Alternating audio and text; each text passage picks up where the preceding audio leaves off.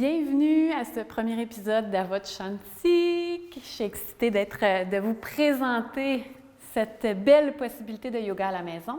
Je suis Émilie Chevrefils, propriétaire du studio Shanti à la Chute et honorée de cette belle collaboration avec la TVC d'Argenteuil. Super que vous puissiez avoir du yoga dans le confort de votre salon. Alors, sans plus tarder, puisque j'aime bien parler, m'exprimer et tout, mais quand même, je préfère qu'on le fasse en bougeant. Question que vous puissiez maximiser le temps qu'on a ensemble. On va s'installer, si c'est possible, en indien, si le corps vous le permet. Sinon, si vous avez besoin d'allonger les jambes, on peut le faire aussi. Puis, on va juste commencer avec une petite pulsation du corps toute douce où on laisse... En fait, à l'inspiration, le cœur aller vers l'avant. À l'expiration, on ramène vers l'arrière, comme si on voulait arrondir le dos, ramener le regard vers la poitrine. À l'inspiration, le cœur devant. Expire, on ramène vers l'intérieur. Et pendant que le corps, lui, se met en mouvement tranquillement, bien, ça me permet de vous dire que ces émissions-là, ces capsules-là, sont dans le fond un petit regard dans le monde du yoga. Et je vais essayer d'y aller avec des petites séquences, comme elles sont courtes, très simples, puisque dans le confort de votre salon, moi, je ne vous vois pas. Donc, je ne vois pas les options que je peux vous proposer pour que ce soit comme si c'était fait sur mesure. Et c'est ce que j'aime offrir lorsque j'ai la possibilité d'être avec vous au studio. Maintenant, je vais y aller avec un peu plus large, si on veut, et en proposant toujours des options. Donc, pour que je puisse savoir à peu près où on s'en va, OK? Mais qu'on soit ensemble ou chacun chez nous, il reste que vous êtes la meilleure personne pour savoir ce qui est bon pour vous, pour votre corps physique. Et dans cette optique-là, même quand je propose des choses, si on sent qu'il y a quelque chose qui ne fonctionne pas dans le corps, on ne le fait pas tout simplement. D'accord? Et il n'est jamais trop tard pour commencer à bouger. Le yoga, c'est accessible à tous, il suffit d'essayer différentes choses. Bon, ceci étant dit, on va s'installer debout. Si on peut, idéalement, je vais rester sur le côté, ça va être plus facile pour que vous puissiez voir comment s'installer. Une belle posture, entre autres, fait du bien au dos. S'il y en a une à se souvenir à faire le matin en se levant, ce serait celle-là, Uttanasana. Et donc, d'allonger les jambes, on a les pieds à la largeur des hanches. On va amener les mains sur les hanches, s'appuyer. Ensuite, jambes tendues, le haut du corps est tendu, puis on descend en gardant le cœur vers l'avant. On veut garder le haut du corps tendu au maximum et aller jusqu'à laisser aller complètement la tête. Les mains peuvent descendre le long des jambes. C'est une posture qu'on appelle Uttanasana, une flexion avant, donc c'est bon pour tout l'arrière du corps, qui est une des chaînes musculaires principales d'ailleurs. Et on veut garder les jambes tendues, laisser la colonne s'allonger, le haut de la tête qui est vers la terre. Donc, on n'essaye pas de regarder ce qui se passe en avant ou de chaque côté, comme moi qui essaye de vous regarder. On laisse aller la tête. La nuque est détendue, les épaules sont détendues. On peut déposer les mains au sol. Si on ne touche pas, il y a toujours moyen. Moi, ici, j'ai des blocs qu'on peut prendre. Mais vous pouvez prendre ce qui peut ressembler à un bloc à la maison pour vous appuyer. L'idée de s'appuyer, c'est pourquoi? Pour pouvoir tirer vers le sol pour allonger la colonne.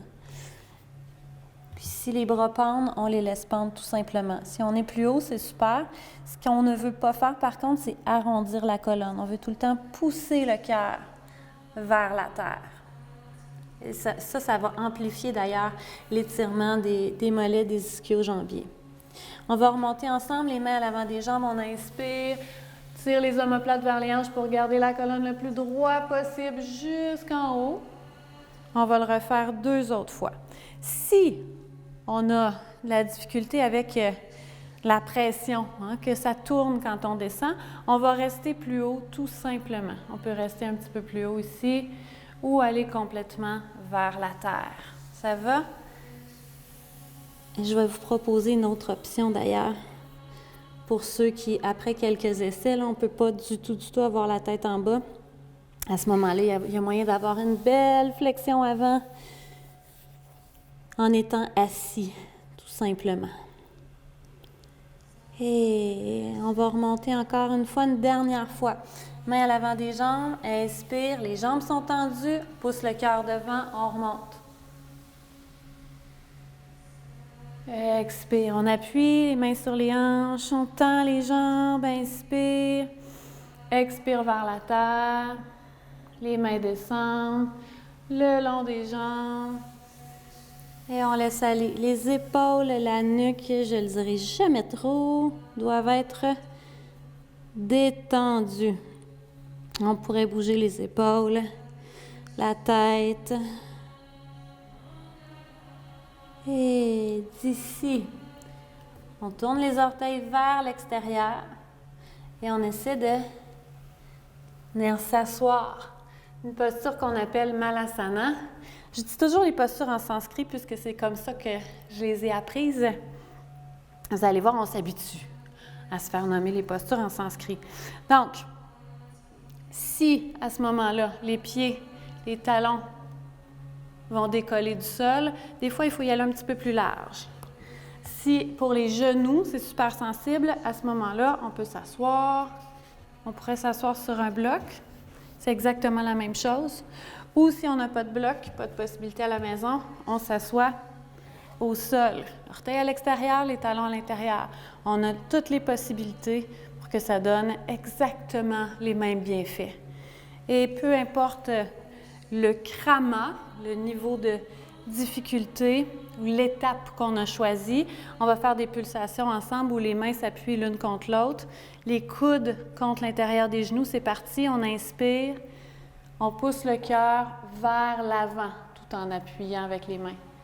Expire, on relâche. Quoi de mieux pour ouvrir les hanches que la petite grenouille? Inspire, les coudes à l'intérieur des genoux, on appuie une main contre l'autre, le cœur est vers l'avant. Expire. On ramène doucement. Une dernière fois, inspire. Expire. Et on laisse aller. On ramène les mains au sol. On pousse les fesses vers le ciel. On revient vers Uttanasana. Ça veut dire qu'on tourne les orteils vers l'avant de notre tapis. On laisse aller la tête. Et on reste ici, on reste en Uttanasana, on respire.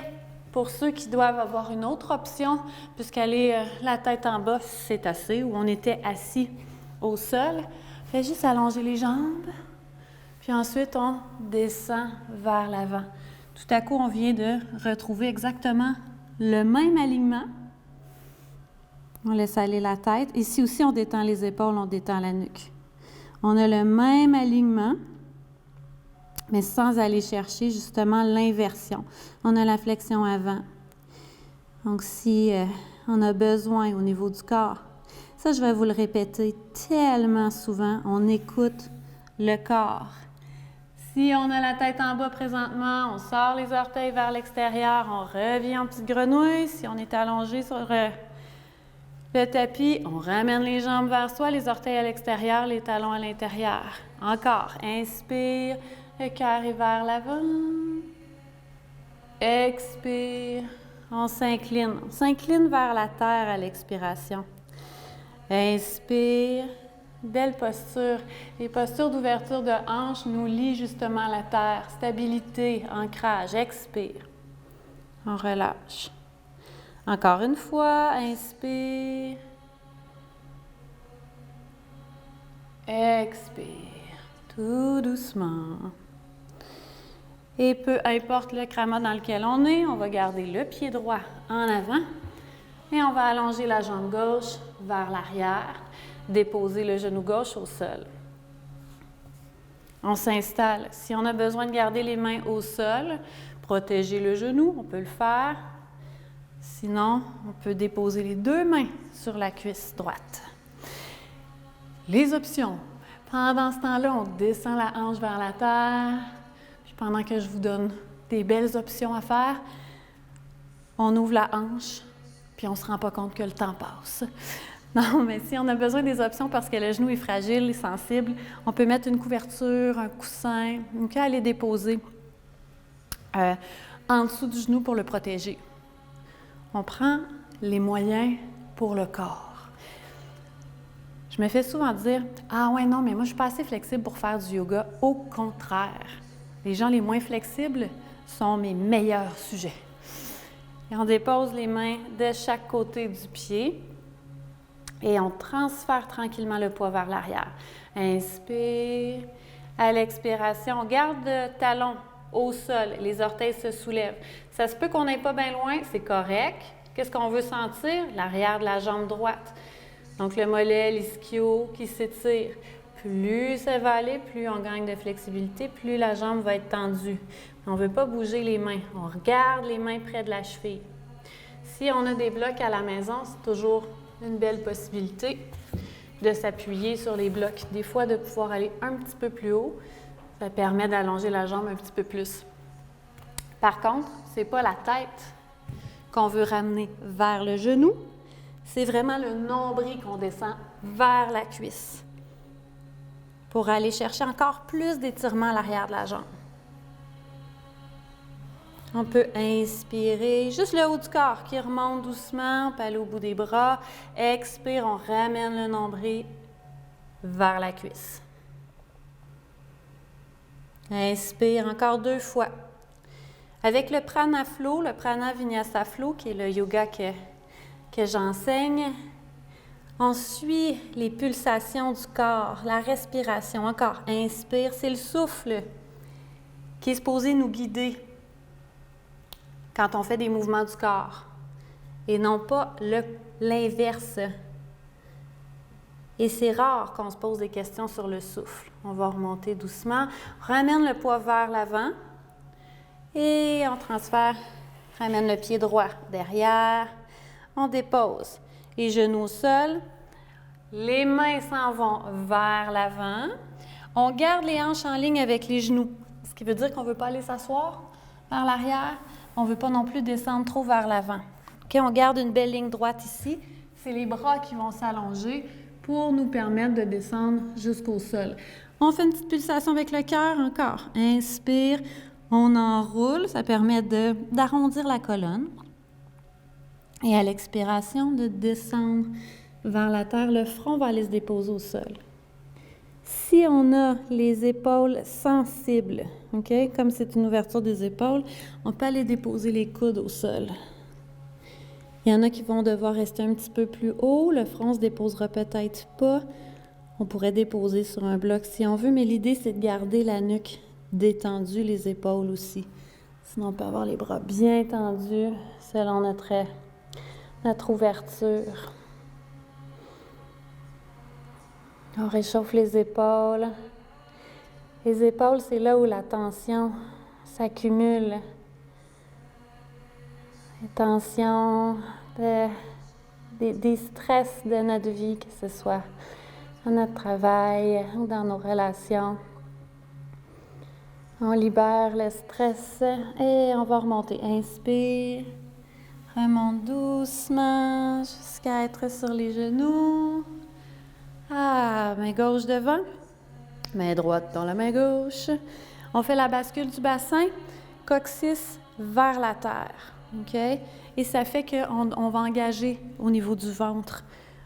Et à l'inspiration, on maintient. Expire, on va vers l'arrière. Les quadriceps, l'avant des cuisses sont bien engagés. Peut-être qu'on descend un petit demi-pouce, peut-être qu'on descend 3 pouces. Ça, c'est pas important. On revient devant. Inspire. Expire. Encore. Une autre fois. Inspire. On veut le sentir au niveau des cuisses, on veut le sentir ici aussi. Expire, vers l'arrière. Et on revient. On amène les mains derrière. Les doigts vers le ciel, on s'appuie sur les hanches. Si on n'est pas en mesure de s'appuyer parce que les poignets sont trop sensibles, on vient faire un X dans le dos plutôt que de s'appuyer avec les mains. Vous voyez, au niveau des épaules, l'ouverture qu'on veut créer, on veut que ça reste le plus ouvert possible. Donc, si j'ai les doigts vers le bas, vers la terre, ça ferme. C'est difficile d'aller chercher une ouverture. À ce moment-là, les mains en X, les paumes vers l'arrière, vers l'extérieur. C'est bon pour ça. On s'appuie, on choisit le bon crampon, la bonne étape. Coccyx vers la terre, super important aussi de faire la bascule du bassin. Roule les épaules vers l'arrière. Et on inspire, on ouvre le centre du cœur sans briser la nuque vers l'arrière. On ne veut pas laisser aller la tête. On maintient, la colonne est droite dans la cambrure. C'est un prolongement de la colonne. Et on revient. On revient à quatre pattes. Dépose les mains sous les épaules. On pousse avec la jambe droite pour allonger la jambe droite derrière avec la plante du pied. On inspire. Expire. On ramène genou à la poitrine. On dépose le pied droit jusqu'en avant. Talon en ligne avec le genou. On vient se placer. On appuie les mains de chaque côté du pied. Et tranquillement, on transfère le poids vers l'arrière, comme on a fait au début, avec la même jambe. Cette fois-ci, on va y aller avec ce qu'on appelle un pranaflow rythmique. On inspire, on revient devant. On va y aller en mouvement, de rester moins longtemps dans la posture, mais de la refaire plus souvent. Expire vers l'arrière. C'est une autre belle possibilité. Avec le prana vinyasa flow, on ne veut pas rester crispé dans le corps. C'est facile de rester figé. Expire derrière. Le coccyx vers l'arrière. Une dernière fois. Inspire. Pousse la hanche gauche vers la terre. On allonge bien la colonne. Expire. Transfert derrière. Les hanches restent bien parallèles. Et on ramène devant. On plante les orteils du pied gauche dans le sol pour soulever le genou. On amène pied gauche à côté du pied droit. On laisse aller la tête complètement. Et on va refaire ce même cycle-là avec la jambe gauche qui va rester devant. Question d'équilibrer les deux côtés. Les orteils à l'extérieur, les talons à l'intérieur. On vient s'asseoir dans la petite grenouille, Malasana. Si on a besoin de s'asseoir, de déposer les fesses au sol, on le fait. Inspire, 3 pulsations ici. On appuie les mains l'une contre l'autre. Les coudes viennent pousser contre l'intérieur des genoux. Expire. On laisse le regard se diriger vers la terre. Inspire. On appuie bien avec les pieds contre le sol. On peut engager les muscles pelviens peut-être pour se soulever légèrement. Expire. On s'incline. Encore. Inspire. Le cœur devant. Expire. On peut déposer les mains au sol, pousser les hanches vers le ciel, ramener les orteils devant. Uttanasana, s'il y en a qui préfèrent continuer avec l'allongement tel qu'on l'a fait tantôt, donc rester assis au sol avec les jambes tendues. La même posture que là, mais comme si j'étais assis sur mon tapis.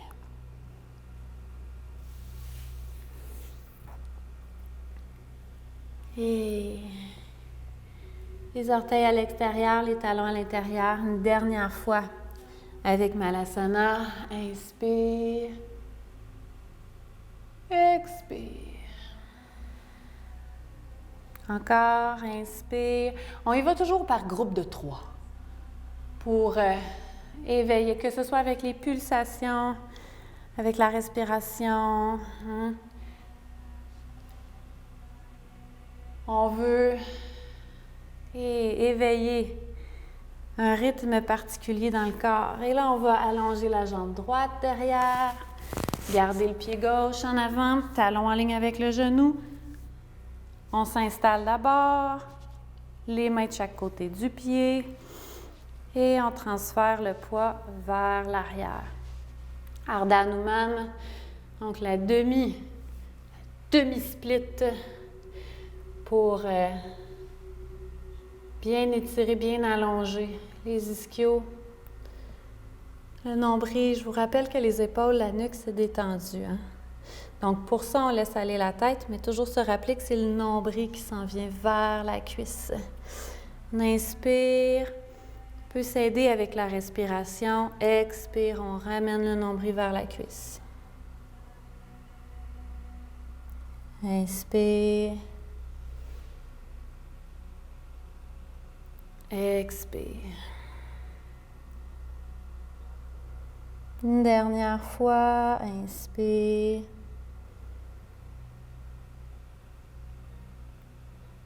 Expire. Et on ramène le poids devant pour déposer le genou gauche à côté du genou droit. Anatta. Les mains qui s'en vont vers l'avant du tapis pour permettre aux bras de s'allonger. On maintient sa ligne avec les hanches, les genoux. Descend, inspire. On arrondit la colonne, on rentre les côtes, rentre le nombril. Expire, on descend pour aller déposer le front. Anatta qui veut dire cœur en sanskrit. Donc c'est de lier notre cœur au cœur de la terre. La terre qui donne stabilité, ancrage,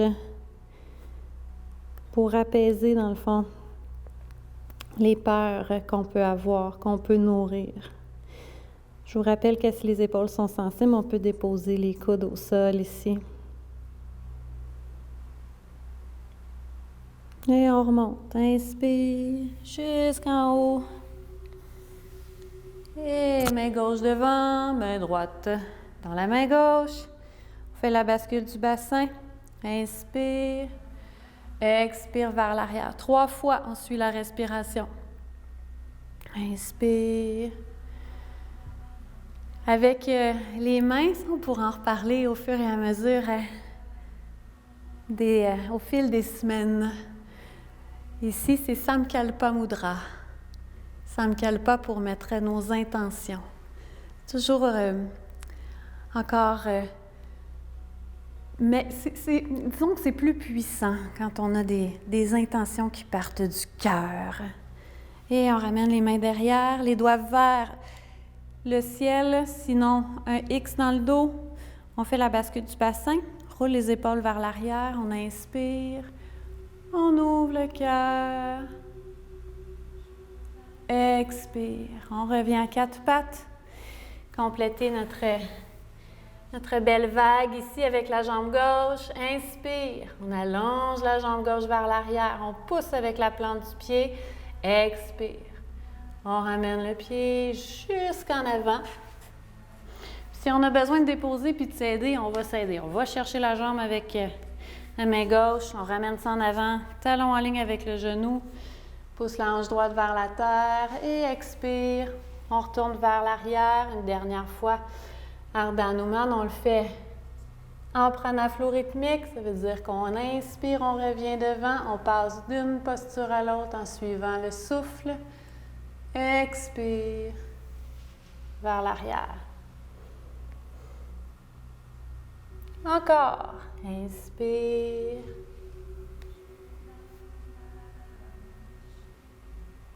Expire.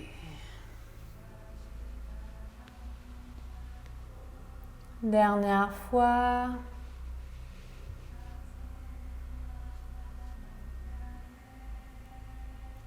Expire derrière.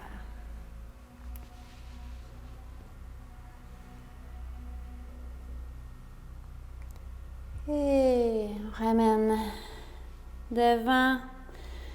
Et on ramène le pied gauche derrière pour venir s'asseoir sur les fesses. OK. quand on s'assoit au sol, d'ailleurs, maintenant qu'on a fait droite, gauche, on va ramener les pieds ensemble.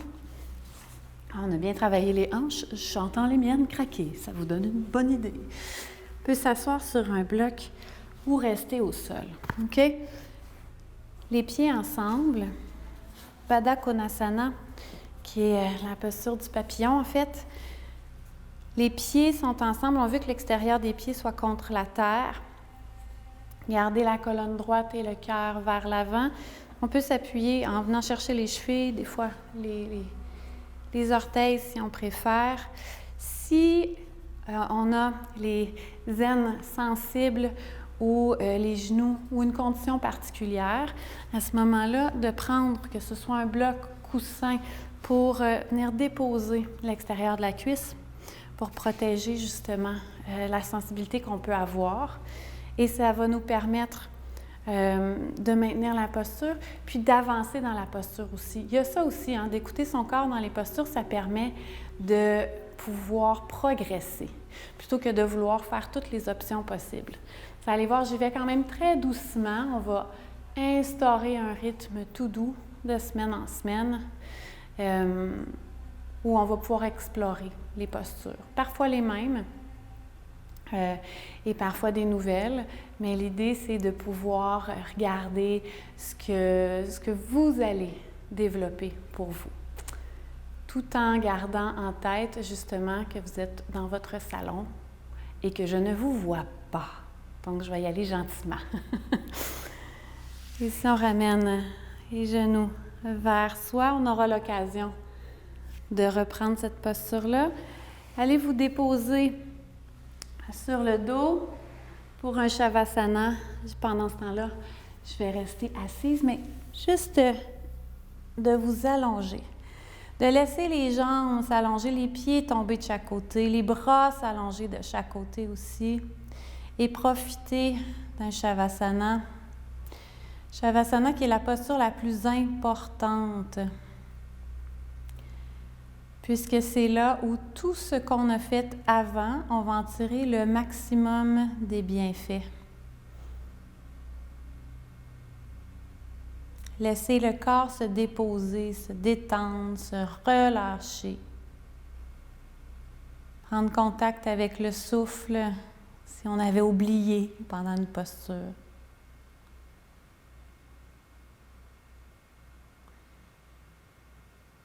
Et restez en Shavasana aussi longtemps que vous le pouvez. C'était Émilie Chevrefils qui vous dit à votre Shanti, puisque Shanti veut dire paix, la douceur à l'intérieur du cœur. Et on se revoit tout bientôt. Namasté.